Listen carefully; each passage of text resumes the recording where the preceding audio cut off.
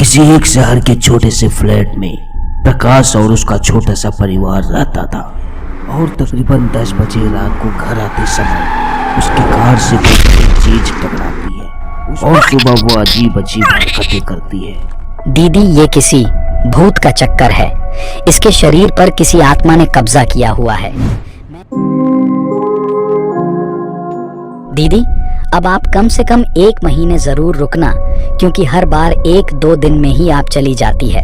दोनों बात ही कर रहे होते हैं कि रूबी बिना बात करे रूम के अंदर चली जाती है। रूबी के मामा सब देख रहे होते हैं और कहते हैं, दीदी कुछ हुआ है क्या? रूबी की माँ कहती है, हाँ भाई, रूबी का तबीयत पिछले 5-6 दिनों से ठीक नहीं रहता है। वो अजीब अजीब हरकतें करती है और कल तो हद ही हो गई। रूबी ने एक बिल्ली को मार दिया और उसे खाने लगी। रूबी के मामा कहते हैं, दीदी ये किसी भूत का चक्कर है। इसके शरीर पर किसी आत्मा ने कब्जा किया हुआ है। मैं एक तांत्रिक बाबा को जानता हूँ जो पास ही के जंगल में रहते हैं। उसे अगर बुला लें तो हमारी सभी समस्या का समाधान हो जाएगा। रूबी की दादी कहती है, हाँ बेटा, जल्द ही उस तांत्रिक को लेकर आओ।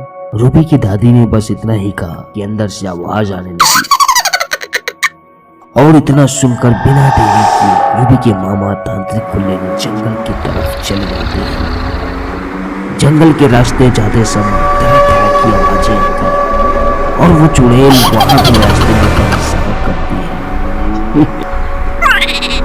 लेकिन बिना किसी डर के मामा जी तांत्रिक के पास पहुंच जाते हैं, जहां तांत्रिक तंत्र मंत्र करता होता है। रूबी के मामा कुछ कहते कि उससे पहले तांत्रिक कहता है, बच्चा, मुझे सब मालूम है कि तेरे भांजी के साथ क्या हुआ है।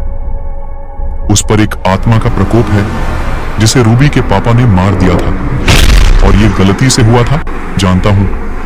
लेकिन वो आत्मा यही सोच रही है कि उसके साथ जो भी हुआ है वो जानकर हुआ है।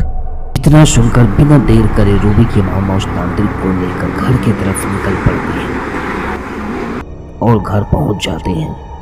और जैसे ही तांत्रिक और मामा घर पहुंचते हैं, डरावनी डरावनी आवाजें आती है। ऐसी डरावनी आवाज सुनकर सब डर जाते हैं। तभी तांत्रिक मामा कहते हैं, मैं यहाँ आ गया हूँ, किसी को डरने की जरूरत नहीं है। और फिर तांत्रिक ने तंत्र मंत्र करना शुरू किया तो उसके मंत्र की आवाज को सुनकर रूबी, जो अब चुड़ैल बन चुकी है,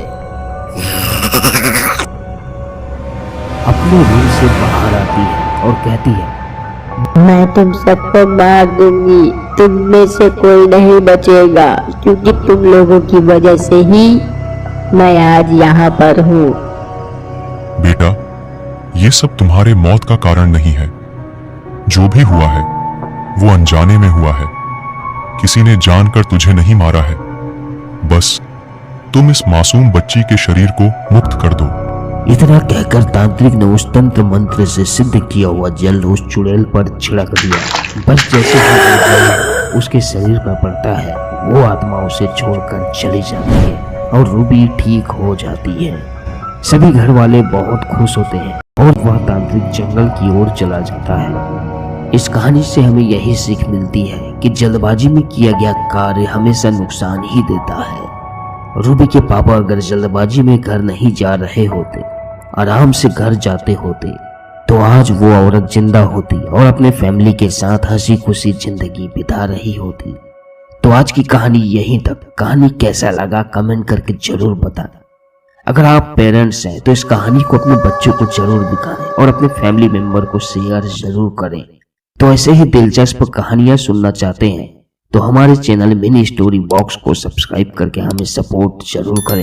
अगली मुलाकात होगी एक नई कहानियों के साथ। Thanks for watching.